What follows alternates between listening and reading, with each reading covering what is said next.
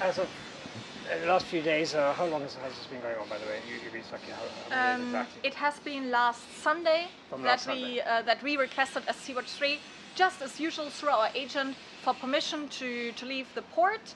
And we have been denied, and this is the first time this has ever happened. We have been operating out of Malta since 2016 without any issues.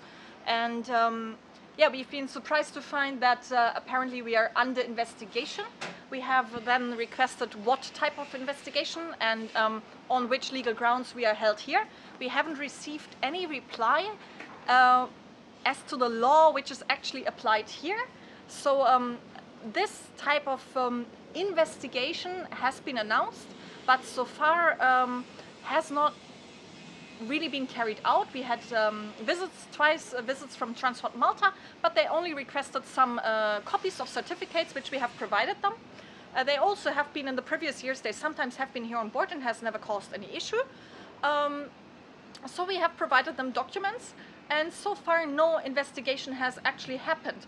So would we know what they actually want us to do or what they require, we would be happy to show them that the ship is like technically fit, that the crew is well trained, because we are ready to set out to sea, and we have done nothing wrong. So we are absolutely open. They're welcome on board to investigate as they like, but they actually haven't come here. Right, on the subject of having done nothing wrong, etc. Actually, these were statements made by the Prime Minister, believe it or not. The captain of the Lifeline is in court over charges concerning the registration of the ship, for example. Do you see that as unusual? Because is there an issue with the registration of a ship? Let's start from there. It is unusual that the registration is investigated because Lifeline, or that it is investigated now, because Lifeline has been passing in and out of this port as Lifeline for nearly a year, and before we have operated as Sea-Watch 2 with exactly the same type of registration since 2016. So there has been ample time to find any issues with our registration. It is only now, after this case, that Lifeline brought 233 people to a port of safety here in Malta, that they're starting this investigation.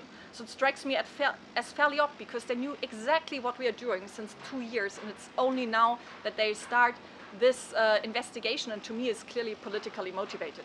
You responded, you were quoted as saying that the decision to stop or to make it difficult for vessels such as this to operate in the Mediterranean is directly contributing to turning the Mediterranean into a mass grave.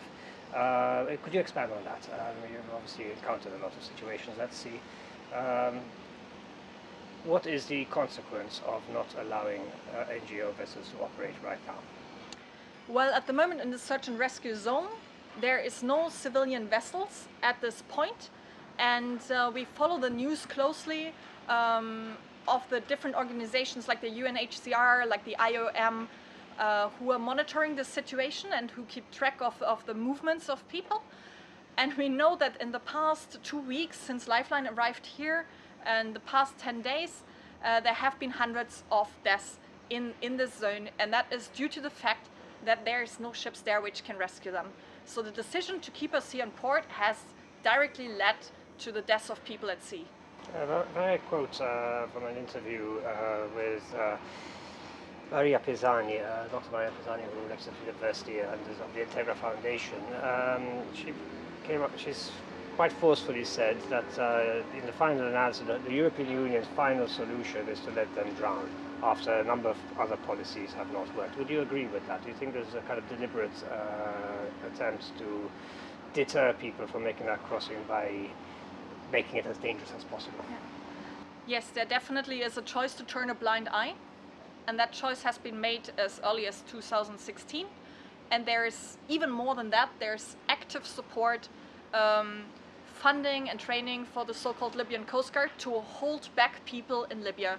So the sole interest of the European Union seems to be to prevent any people from entering Europe without consideration of any human rights or the maritime or refugee laws. As I said, there are some people who are suspicious about possible collusion between NGOs. There are some people who even think that NGOs are taking money directly from human traffickers, but much more commonly and less dramatically, there is a sentiment being expressed that the work you're doing at sea makes it easier for the human traffickers because they can put people out at sea knowing that they're going to be picked up. And they're considering this to be part of a pull factor. You just have to respond to that. Well, the facts and the numbers actually show that there has always been people trying to cross the sea, and that smuggling basically exists as long as there is no legal and safe routes to Europe. So people have crossed for tens of years. They used to cross to the Canaries, for example. Then when the Libyan civil war started, this has opened as a prime smuggling route because there was no government control.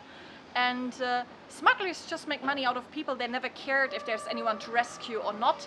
So after 2014, when Italy didn't continue the Mare Nostrum mission, which was actually a mission and the last mission by a state to rescue people, when that was abandoned due to lack of funding, then there was a huge gap in rescue efforts, and people set out anyways. And that was in 2014 when we saw these pictures of mass casualties, when boats, large wooden boats, capsized, and 300, 400, 500 people lost their lives in one day. And that was when the decision was taken by, for example, the head of our organization to use his own private money and buy a boat to do something.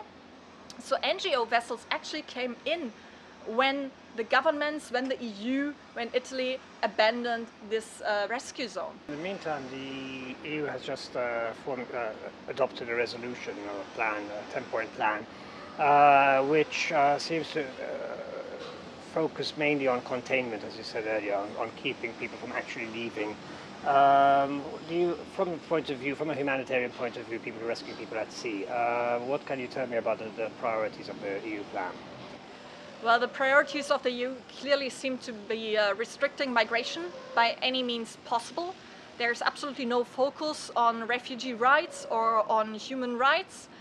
We know from various testimonies collected by big organizations, we just know about the human rights abuses taking place in Libya. So irrespectively where people originally came from when they passed through Libya, they passed through a system of kidnapping, torturing, forced labor, enslavement, and other human rights abuses. And this has been well known since years. And the people in the EU know this. The EU Parliament knows this, and they still continue dealing with the Libyan government on a daily basis. At the same time, from your description of the state of affairs in Libya right now, it would appear that there is no other alternative but for these people to abandon and to head out towards Europe. Looking at it from a logistical point of view, now I'm only going to speak about Malta. Another argument we often face, this time it's a difficult one to shrug off, is that the size of the country, the resources of the country cannot cope with the sort of influx we are now looking at. Do you see this as a problem? Do you see this as it's obviously going to translate into more ill feeling towards what you're doing? And if so, your message to governments of Malta, governments of Europe, European Union, the powers that be, what would it be in that context?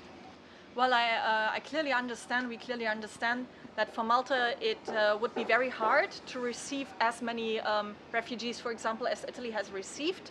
But there's a problem really more general, and that is the Dublin system. So we have been long advocating for a change of the Dublin distribution system of refugees, which clearly is to the disadvantage to all the countries in the south of Europe, be it Spain, Greece, Italy, and now maybe also Malta. So there needs to be a fair and distribution of refugees, and there should be solidarity within the European Union on this issue, because this is a responsibility which needs to be shared between all the member states.